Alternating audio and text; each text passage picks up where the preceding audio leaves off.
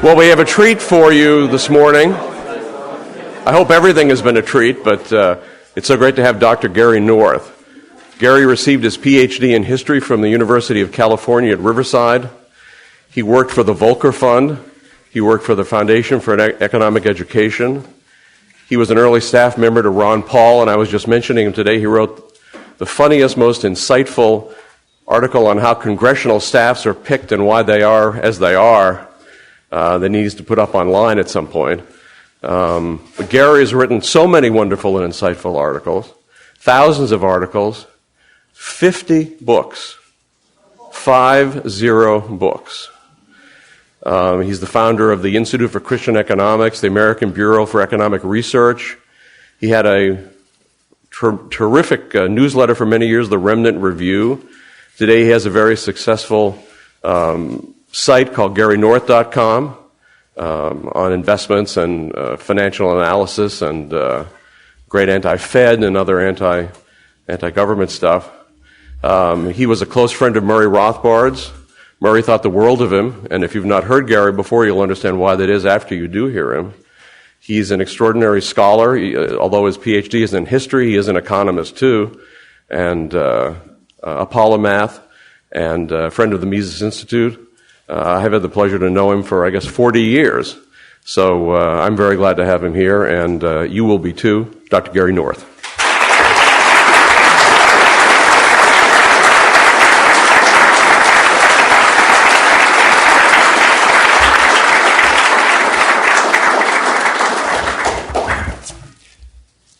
When I speak, I always like to give at least some brief introductory information of use to people. I have a website, and one of the tools I use to get people to subscribe is that once a week I issue a tip of the week. Every Saturday morning they get a tip of some kind for free. People can sign up, get that free subscription, and then of course the goal is to get them to subscribe to the site. Well, as with all scholars, by Thursday I'm beginning to worry a little as to exactly what I'm going to say, and then of course total panic sets in on Friday. So I came up today with my tip of the week, and for some of you it may be useful. I came up with the idea several years ago. I hadn't thought about putting it up as a tip of the week, but because I can't think of anything else, I'm going to tell you what that tip of the week is. A lot of you are planning to go into academia, at least at this stage of your careers, prior to my speech. And the skill that you really do need to be successful in the field is the ability to speak effectively. And I've been doing this now since 1958, long time doing public speaking. So I boiled down the 5 rules of successful public speaking in 20 words. Now, I aimed this initially for pastors, but the basic strategy does work effectively for anybody who stands in front of an audience and attempts to persuade them of an idea or persuade them to do something. So here are the 5 rules. Start with a text. Second rule, stick to the text. Third rule, get to the point. Fourth rule, call them to commit. And the fifth rule, give them legitimate hope. Now, a great speaker can speak any old way he wants, but if you don't really trust your speaking ability, you can take these 5 basic rules and not embarrass yourself in front of any audience. So, to conform to my rule, to show you how it's done, let us start with a text. And this text is out of the New Testament, very important text of Jesus' warnings to people. He said the following. This is from Luke chapter 14. For which of you, intending to build a tower, does not sit down first and count the cost, whether he has enough to finish it, lest after he has laid the foundation and is not able to finish, all who see it begin to mock him, saying, "This man began to build and was not able to finish." Or what king, going to make war against another king, does not sit down first and consider whether he's able with 10,000 to meet him who comes against him with 20,000? Or else, while the other is still a great way off, he sends a delegation and asks conditions of peace. So likewise, whoever of you does not forsake all that he has cannot be my disciple. Now, why is that appropriate for this presentation? Jesus laid down the fundamental principle of count the cost.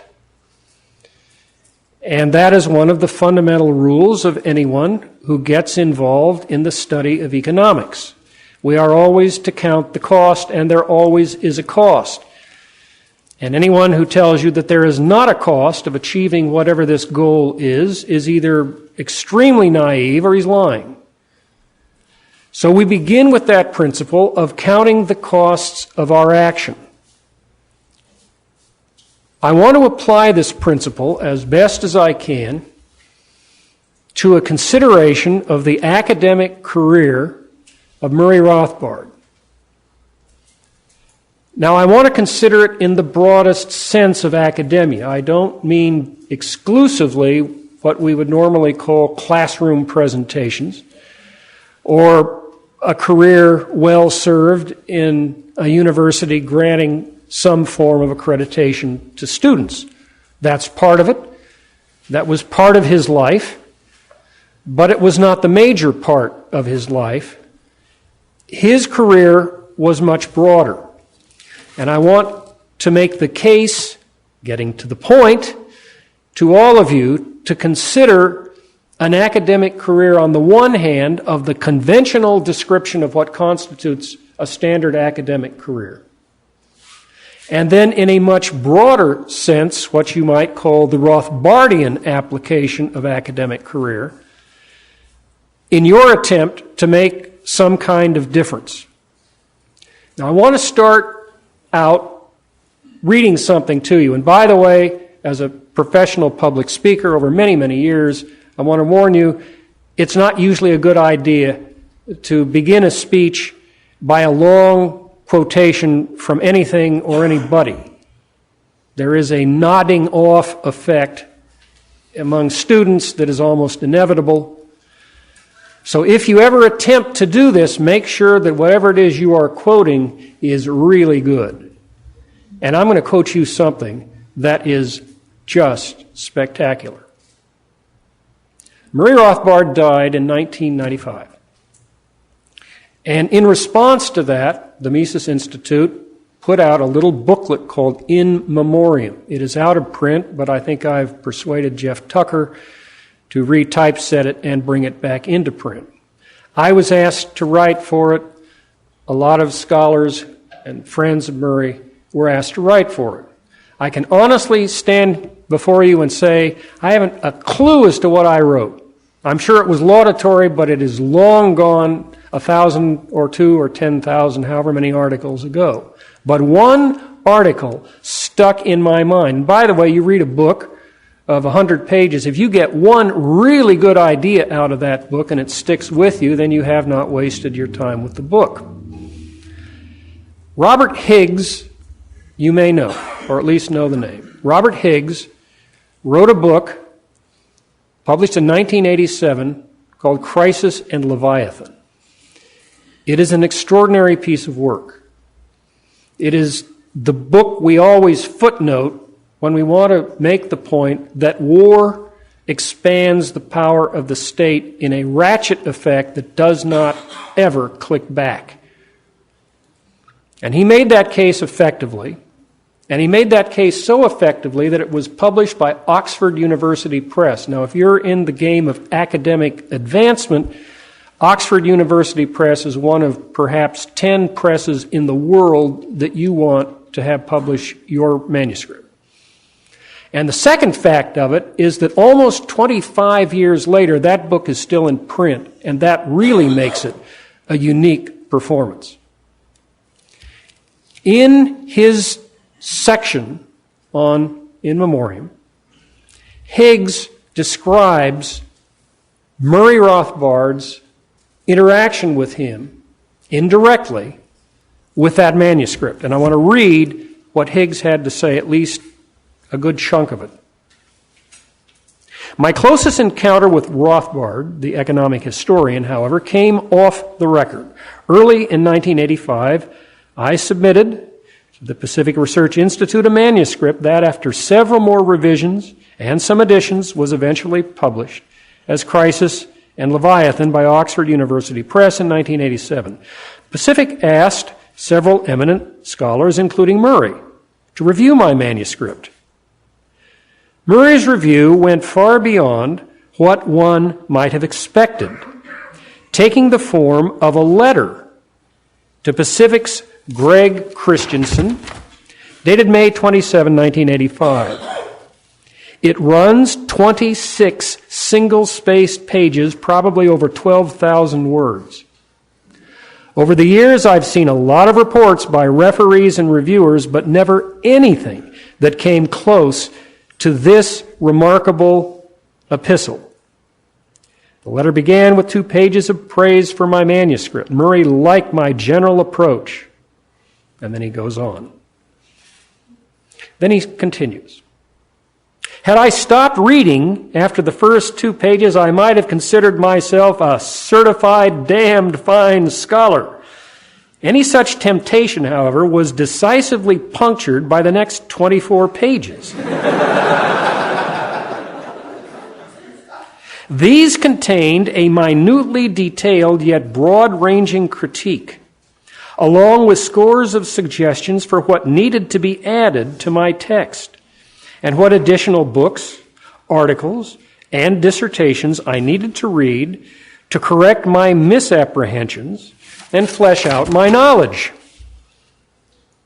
I can still recall the deflated feeling I had after finishing the letter. I knew that I did not have sufficient life expectancy to accomplish what Murray had indicated needed to be done. Sad to say, I couldn't read that much in a decade, even if I did nothing else, much less incorporate all of it into a coherent book. Never before had I been shown my inadequacies as a scholar in such a well-documented way.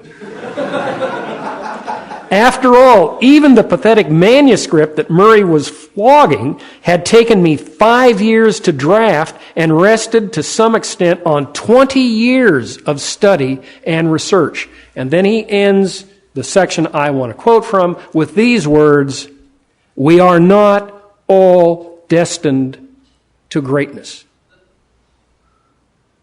We are not all destined to greatness. Murray Rothbard was destined to greatness. In discussing his academic career and why I think it is a good role model, I want to emphasize strongly that you are not called to greatness, nor am I, nor was Higgs.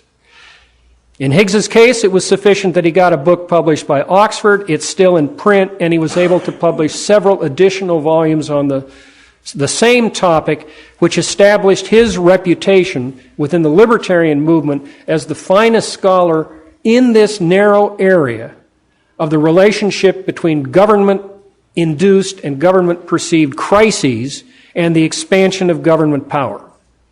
Higgs is the man, capital M, on this topic. Yet he recognized that he was essentially a guy who was scrounging around trying to match what Murray Rothbard did by sitting down at his typewriter and cranking out 26 single-spaced pages. I want to talk a little about technology. You are in an organization here which is the premier institution in our end of the movement and one of the premier institutions in the United States for the effective use of technology. Using technology to get ideas to enormous numbers of people at extremely low cost and also keeping the doors open long enough to get out the next batch of materials. Not many organizations do that. And I think back to Rothbard, of Rothbard's concept of technology. The great breakthrough in his life was the electric typewriter. And I can remember his pages, and maybe sometime when they put out a volume of Rothbard's letters or materials, they'll at least include a few of the classic Rothbard pages. Now, IBM, towards the late 70s, developed the Selectric 3, and it had a little ribbon, and you could reverse it and cross out mistakes. It would cover it up, kind of like whiteout, but better. Well, that was way beyond Murray technologically. Murray became famous for the XXXXX across the pages. He would put in X's all over.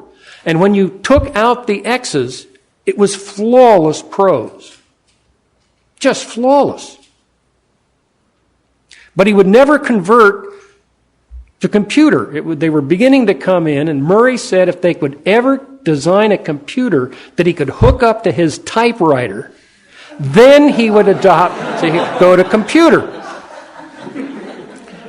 Now, I want to say that I'm not quite Rothbard. I'm considerably advanced beyond Rothbard, so I would show you what I use. How many of you are 25 years old or less in this room? 25 years old or less, okay? Right. This is older than you. This is a real keyboard. This has the function keys where God intended on the left-hand side. And now, I know with all this social networking stuff, you sit around and you're typing and you're on the phone and you're listening to the guy, but you're very surreptitiously typing away. What you really want to be doing, you're putting up with this person. You hear that? That's a keyboard. That goes clickety-clack.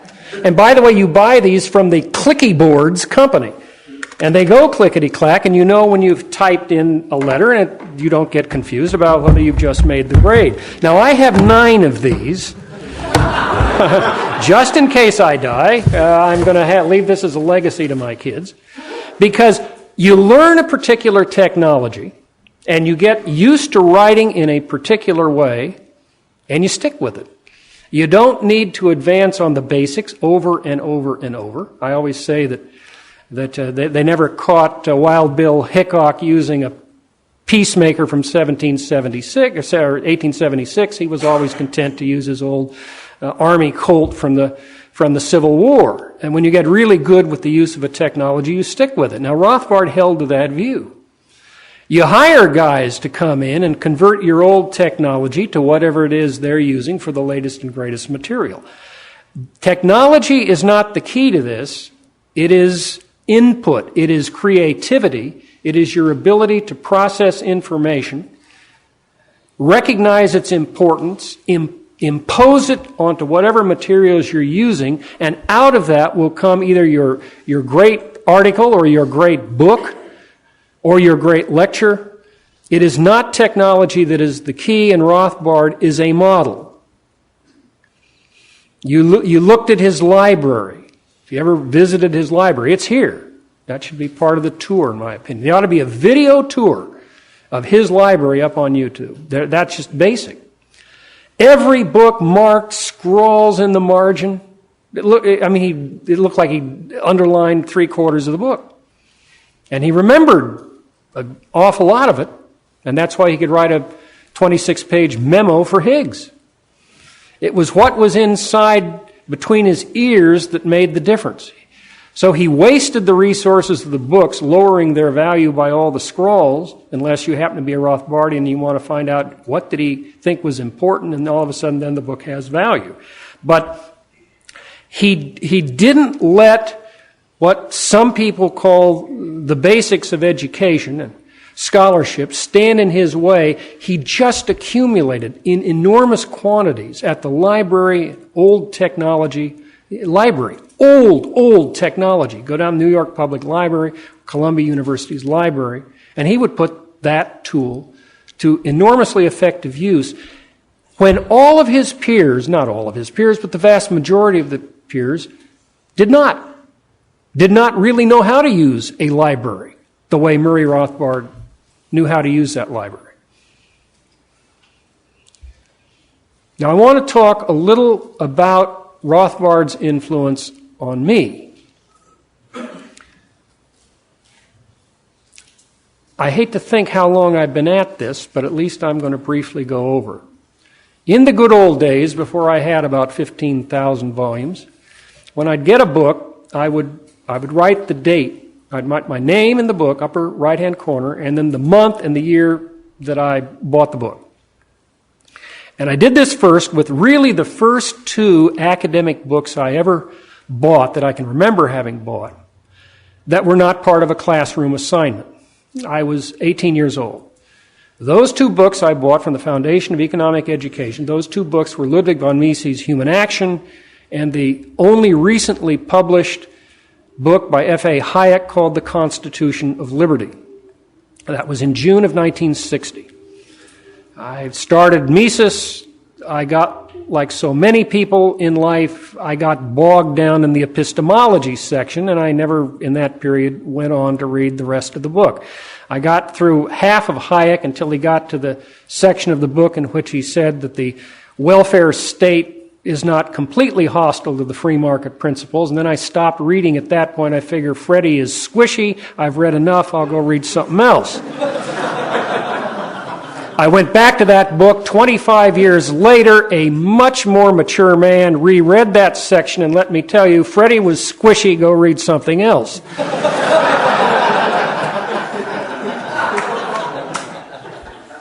Now, having said that, I was alerted to the importance of Mises, and I can remember clearly, at least it's an old man's memory, where I read my first Rothbard piece. Some people can remember where they were when they heard of the Kennedy assassination. I remember where I was when I read my first Rothbard piece. It was in a newsletter that was, I think, probably published by Intercollegiate Society of Individualists, now called Intercollegiate Studies Institute. It was a piece, it was a debate between a traditional conservative and Rothbard. Now, I don't remember who the traditional conservative was. Basically the same standard view that that which is valuable is adopted into society. It's unwise not to go back to the traditions, moral and values and other intellectual traditions of a society. This is basic to the preservation of freedom. Nothing wrong with that. But then Rothbard gave the counter, and his answer was, in Misesian epistemological fashion, a lot of things took place in the past, and we don't want to preserve all of them. And so the way that you screen that which is ancient and good from that which is ancient and rotten is by means of fundamental categories of human action. And then, of course, he presented the standard free market defense that was pioneered by Mises.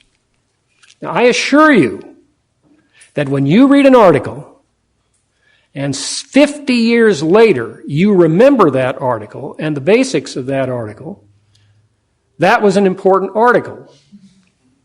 Or else the old man's mind has slipped, but it was still a good idea. Rothbard's presentation of the principles of human action in which you use to discriminate that which in the past was worth preserving and that which isn't, that's one of the fundamental differences between Hayek and Mises. Hayek's position is evolutionary. He really does believe that ideas and institutions adjust to the social environment. He really is a traditionalist in the sense of saying truth develops out of evolutionary development within the social order. And Mises never would go that route. I guess if you're going to talk about Western philosophy, Hayek is the follower of Heraclitus, and Mises was the follower of Parmenides. Parmenides holding to the logic of action, and Heraclitus with his famous statement about you don't stick your foot into the same river twice, because, of course, the river has changed. Hayek's was much more evolutionary in his outlook. Mises was not. Mises believed in categories of human action which are basic to human thought. That was also characteristic of Rothbard's position. He was a follower of natural law. Now, I am kind of out from real right field. I'm a more biblically oriented man. I believe in presuppositions. I don't like presuppositionlessness, as we heard from the speech by Woods. So my categories are more biblical, and that's why I have just finished 30 volumes on an economic commentary of the Bible. It took me 38 years. Long time. Just about finished. Now along comes YouTube, and I got to put the whole thing on video. So pray for me, brothers, for the spirit is weak. I'll tell you that. Rothbard held to Mises' position on epistemology. That is a deductivist logic. And he did this in an era of overwhelming inductivism. The modern world likes to believe that it just looks at the facts, and out of that close examination of the facts will come truth. And this is basic to much of modern scholarship. Let me give you an example. And this is out of Rothbard's career. You have been told of Rothbard's book, The Panic of 1819. It is a fine book. It is a superb book on that period of the growth of money under the Second Bank of the United States, and then the contraction that took place in 1818 and 19 because of the money that was owed in silver to the lenders who had lent the money to the United States for the Louisiana Purchase in 1803. The bills came due, and so the monetary base was contracted because they had to pay mainly Dutch lenders in silver. And so there was a contraction of banking, and you got your first major recession in United States history. That's a fine book. It's still in print. It is the only book that you will ever read of Murray Rothbard's where you can't tell Murray Rothbard wrote it. He sweated blood to get Murray Rothbard's style out of a doctoral dissertation, and he almost didn't get it out. Arthur Burns would have kept it, I think, suppressed, but Burns went off to run the Federal Reserve, and so Rothbard was able to get the dissertation finished, out, and published by a major university press. Widely received book, hailed book, as a fine book on the whole period, the whole ideology of the period. Fine book in terms of a presentation of an explanation as to why that recession or depression took place. That was 1962. The next year, his second book was published on the Depression, this on the Great Depression, America's Great Depression.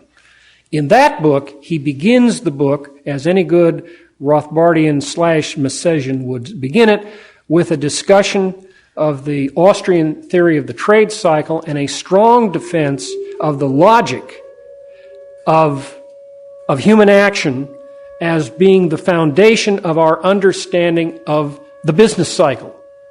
And he really made a strong case that said you've got to have an economic analysis in order to understand the data. The book was rejected immediately by the profession. And I can remember one review which was savage. On what? On the commitment that Rothbard had for deductivism, for presuppositionalism, for using some kind of economic analysis, especially Mises's economic analysis, to explain why the Depression was extended under the Hoover years. The book was never picked up, hated, got very few reviews, was dropped down the Orwellian memory hole. Now, he knew what was going to happen. There's no doubt in my mind that Rothbard knew that that book was not going to be accepted. Across Town, now that was published by Van Nostrand, 1963. That was located in Princeton, New Jersey, small publishing house. It was favored by the old system that we had publishing back in those days of the Volcker Fund. Volcker Fund money was behind that, and they used Van Nostrand to get out their books. Not a major publisher. Across Town, that same year, Milton Friedman and Anna J. Schwartz's book, A Monetary History of the United States, was published by Princeton University Press, still regarded as the finest book in academia on the American Depression, that section on the Depression. It's the only section you ever see quoted, in which they blamed the Federal Reserve for the Depression because the Federal Reserve did not inflate enough. And that became the standard interpretation of the Great Depression, and it was picked up by the monetarists, obviously, but it was also picked up by the Keynesians. It was clearly picked up and stated as such by Ben Bernanke in his speech on Friedman's 90th birthday. That famous helicopter of the dumping of fiat money, the famous helicopter Ben speech, was that speech praising Friedman and saying, we will never make this mistake again. This will never happen again. Thank you, Milton, for showing us the way. Very open, laudatory speech. Yet it was Rothbard's book that showed that it was Federal Reserve policy in the late 1920s that set up the bubble that ultimately created the Depression, and then intervention by the state through Hoover's administration magnified the contraction, made it worse, made downward price flexibility illegal. That book was never accepted. For 20 years, that book went down the memory hole. And then, in something that I found almost extraordinary, as I read Paul Johnson's book, Modern Times, he got to the section on the Depression, and I'm reading this thing, and I thought, this is accurate. How can this be accurate? So I went to the endnotes, and there's America's Great Depression, 20 years later. So Johnson understood that this was an analytical tool which explained the extension of the Depression. But he was, at that time, the only internationally revered scholar, mainly outside of academia, who dared to bring back the footnote, the buried footnote of America's Great Depression. And even today, now, almost 30 years after the publication of Modern Times, the book has been relegated back to the memory hole by academia. And Milton Friedman and of Schwartz's book is still the standard account of the Great Depression.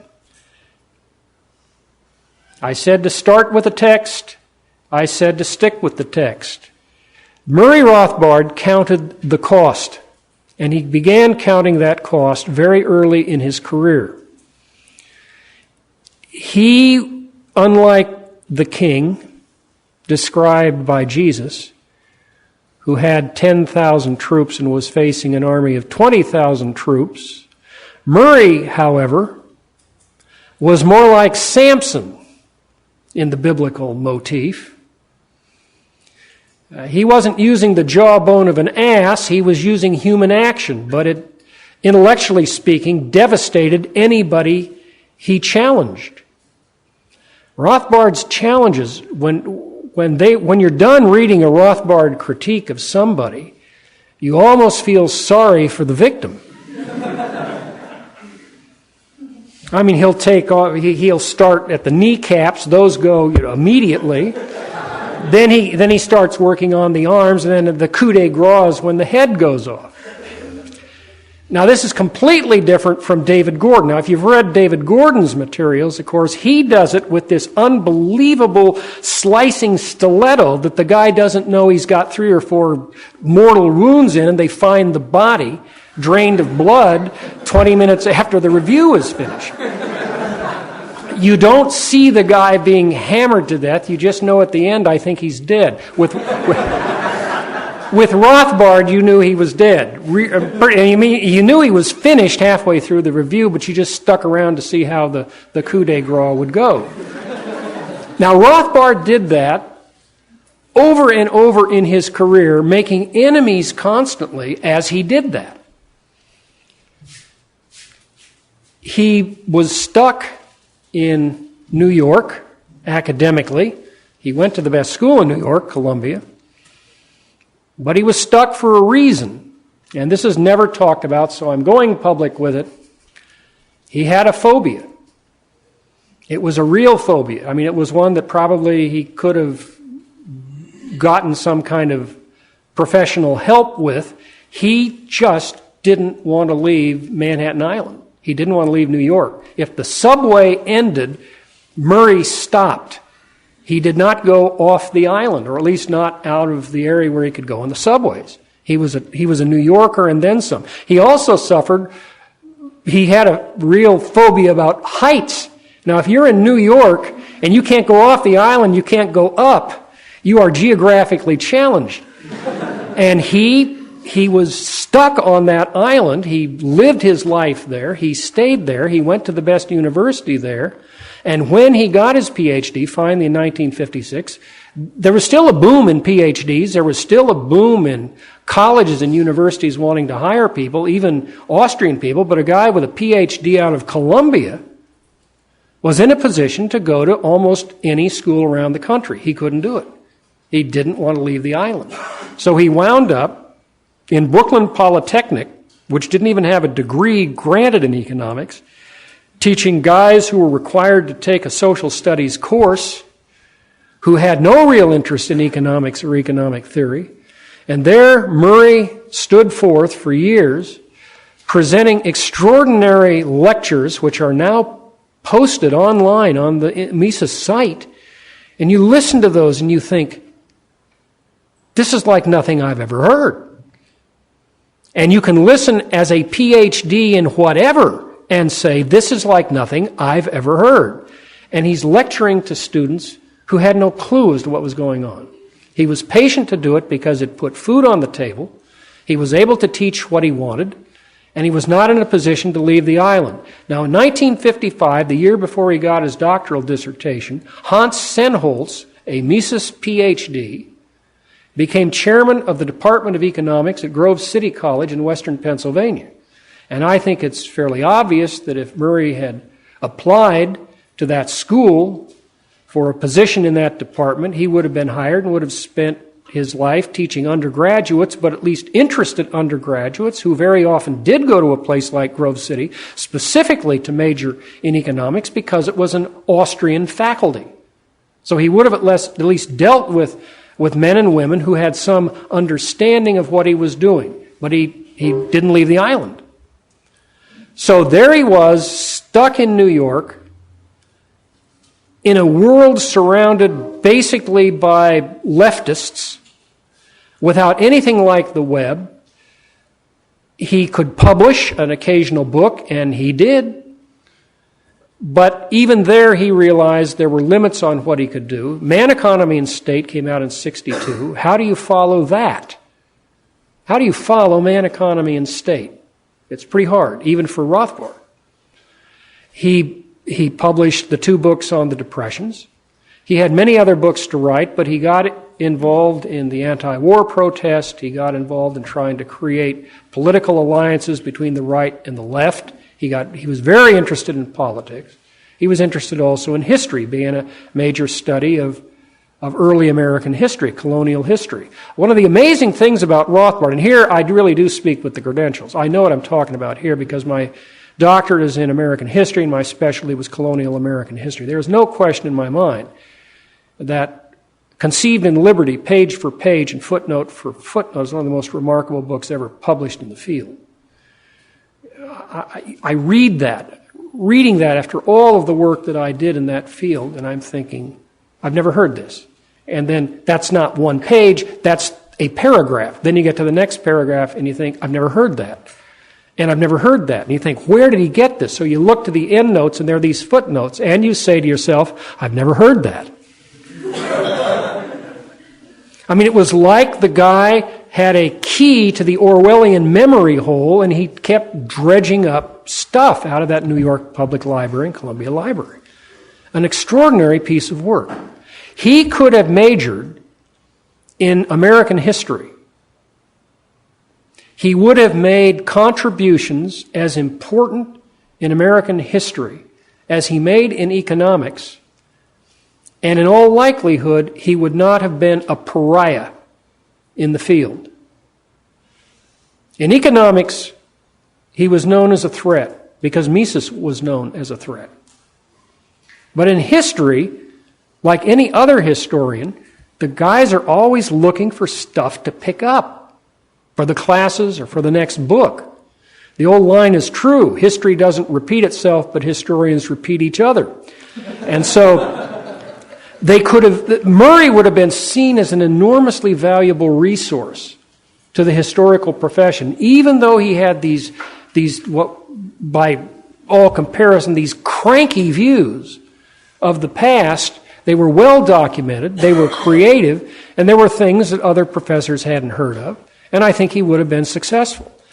But unlike the general or the king in the text, he decided to go head on against the Philistines, outnumbered enormously. And he spent his whole life doing that.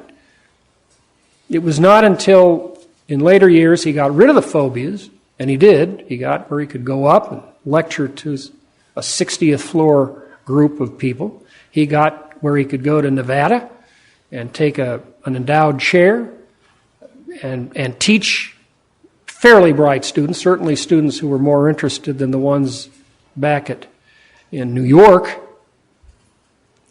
So he began to broaden himself academically, but it was late in his career. This was very late in his career. This was not when he was starting out. When he started out, he was hampered geographically. He was clearly hampered in terms of the presuppositions that he brought to the field of economic theory. He was hampered in terms of who would publish anything that he wrote. He didn't care. He was so committed to extending what he had learned in Mises, which he believed to be true, that he was willing to pay the price, a very high price from the point of view of his academic career, in terms of money, in terms of outlets. He paid a terrible price. But he never minded it because he was so committed to the truth, and he was so committed to the idea that there is legitimate hope, that truth will ultimately win out. He really believed that. And he believed it was a matter of time. And so if you're stuck in the trenches, not apparently moving forward, then if that's your assignment, you stay in the trenches. And you throw as many grenades as you can over the edge of the trench to create consternation among the enemy. And Murray Rothbard threw an enormous number of grenades, year after year, and finally died with that great project of the history of economic thought, which, unlike virtually all the others, gives you the background of who they were and where they were fighting and who they were fighting against and who was paying them off, as well as their ideas. And there's no economic history like it. Now, he died before he completed that assignment.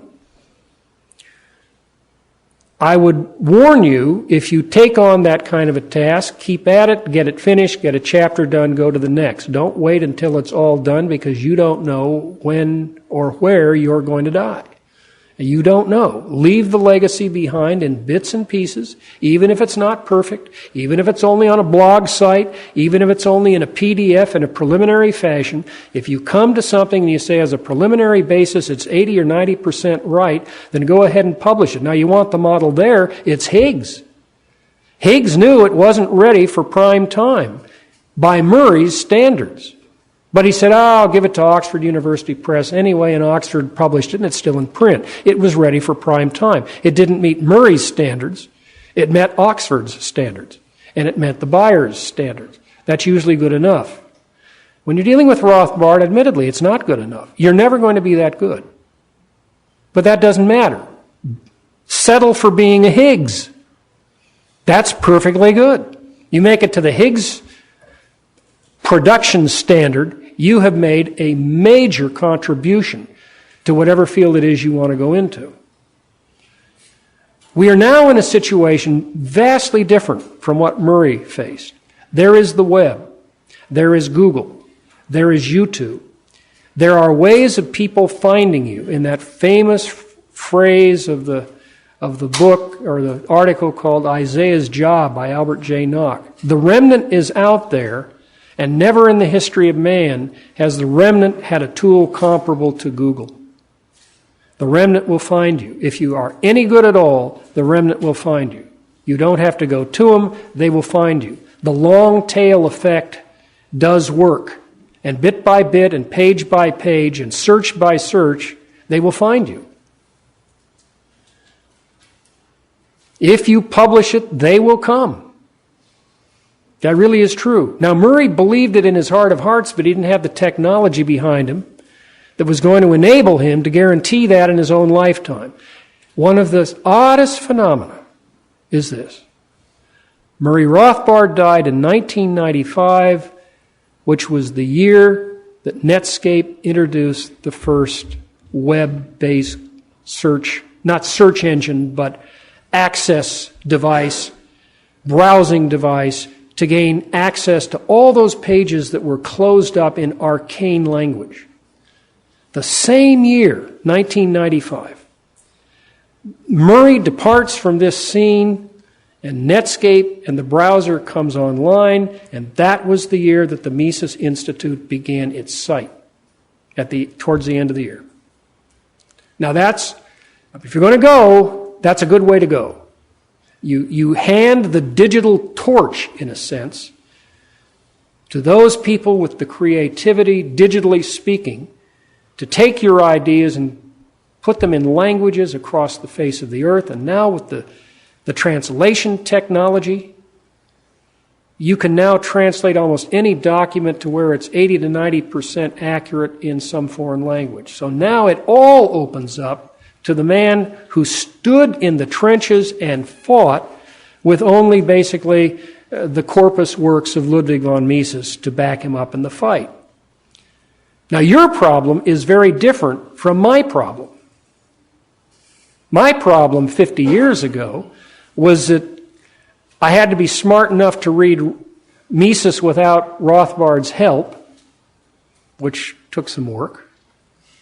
And there was not a whole lot to read. Your problem is information overload. There is so much on the Mises site that you can't get through it. You're in the Higgs crisis phase. And you have to narrow your topic, you have to narrow your focus and say, okay, I can't do it all, I can do some of it. Don't get paralyzed by the fact that there's too much for you to handle. The other side is facing the same problem, and they don't have the quality of the resources that are available on the Mises.org site. As you go forward in this, understand that you may face a crisis as Murray faced, that is, nobody wants you, they don't want to employ you, there is no place for you in the standard academic community. After 1969, really beginning in 69, the PhD glut hit, and it has never gone away, and in your lifetime it will not go away.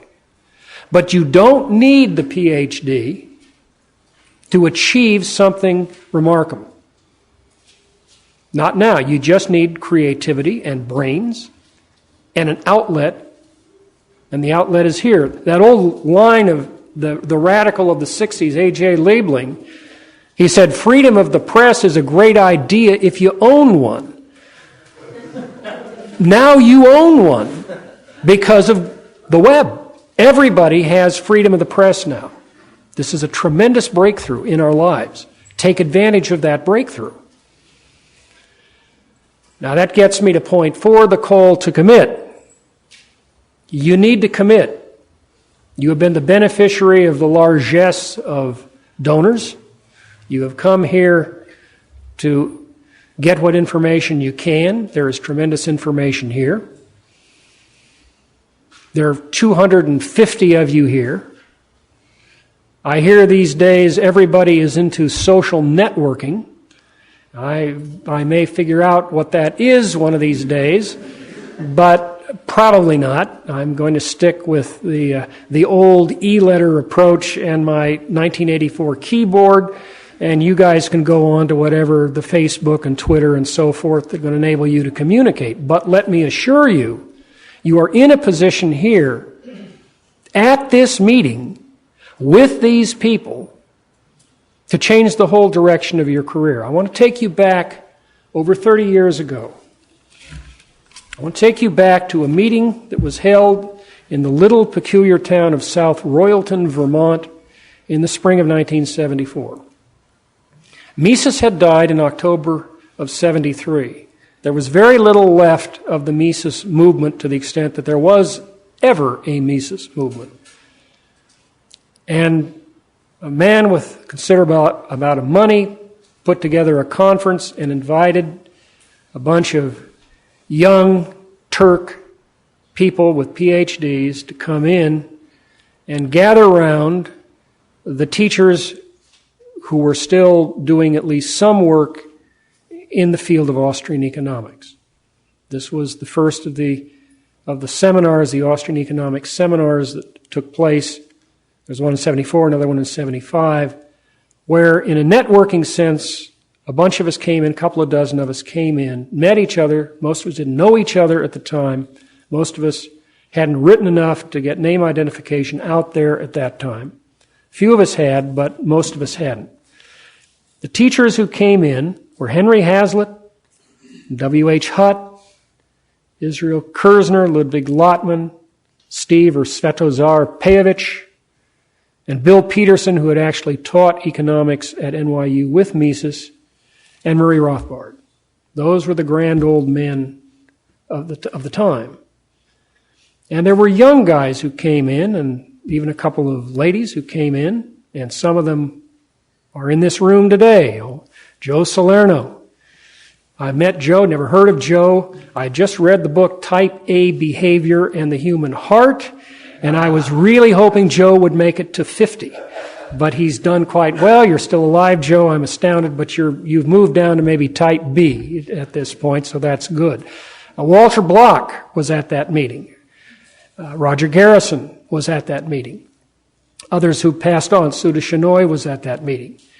There were people who have achieved remarkable things. And there were always the share of people that you didn't know them before and you didn't know them after. They just kind of dropped out. You wonder why, but that's with any group, that's going to happen. Some people have had remarkable success. Nobody's going to tell you this. Walter Block is the master of the journal article. He gets journal articles into journals no one has ever heard of. He has more journal articles than the old line about shaking a stick at. It is just unbelievable, the number of professional journals that have accepted his articles. Murray gave that up by 1960. He saw that he was not going to be successful doing that. He didn't want to do it. In a very real sense, Walter Block walked into that gap and has continued to crank out article after article. Others, my approach was somewhat different. I'll be honest about it. You get around Rothbard, you have this effect that it had on Higgs. The only thing I can describe it best to get it across to you is this. Richard Burton, long before he married Elizabeth Taylor, even once, let alone twice, Richard Burton made this statement. He said, "It was my goal to be the finest Shakespearean actor in the British Isles. And then I saw Paul Scofield and I decided, to hell with it, I'm going for the money."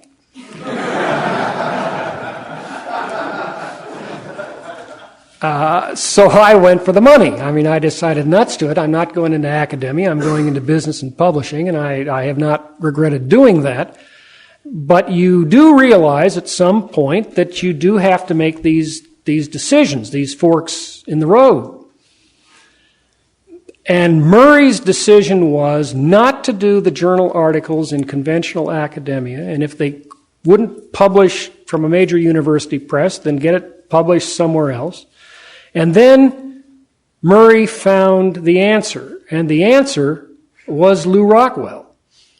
And Rockwell began the Rockwell-Rothbard report, or was it the Rothbard-Rockwell report? I've forgotten Lew. Probably he's a humble man, the Rothbard-Rockwell report, but he developed the market. He took the newsletter and built it into a real kind of a mini empire for Murray to get his ideas out in areas that you don't even think about. He was a great movie reviewer. Mr. Firstnighter. He was a great movie reviewer. He knew his music, he knew culture, he knew politics. That was a perfect avenue for him. So that didn't come until late in his career. The position in Las Vegas didn't come until very late in his career. You would have thought that a man would have given up early. He never gave up.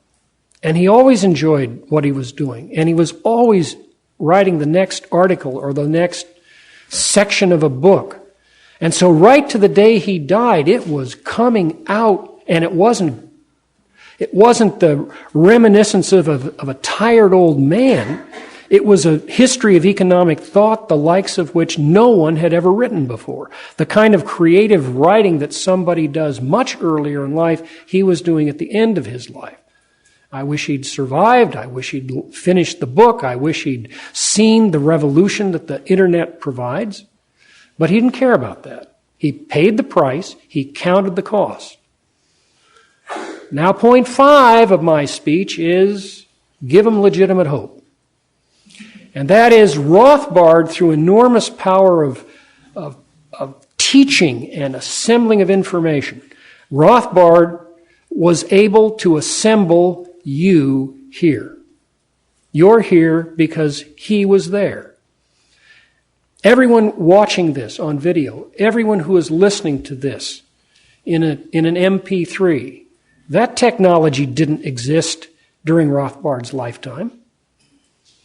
But yet the legacy that he established through force of will and force of character and enormous force of brain power still is not only extending the legacy, is expanding and multiplying because of the social networking phenomena. Now you are part of this. And you're in a position now with hundreds of you, and hundreds more to come, and hundreds who have been here, and maybe with this new Mises Academy, thousands of students who will come and begin this interaction. You are in a position to take this message out in niches of the world, in nooks and crannies in which none of this has been ever discussed before. And there's nobody in this room who can't do that. You're always better than somebody else. I'll leave you with my last story. It is one of the inspirational stories of my life. 2 guys are out hunting, and a grizzly bear appears in front of them. And one guy reaches down and laces up his boots. And the other guy says, "Man, are you crazy? You can't outrun a grizzly bear." He said, "I'm not trying to outrun the bear, I'm trying to outrun you." You can outrun the competition wherever you are with the information you have here and the technology that is available to you and the networking potential that is available to you. You can outrun the competition wherever you are. And that's my challenge. There is legitimate hope in a way that none of this could have been seen by Rothbard. Even on the day he died, none of this could have been seen. And then literally overnight, before the year was over, the technology came. This is our hope. If you've got the goods, you've got the vision, you've got the courage, if you've got the footnotes, and you've got the creativity to apply it in your particular niche, your nook or your cranny, then you can make a significant difference. So get to work. Thank you.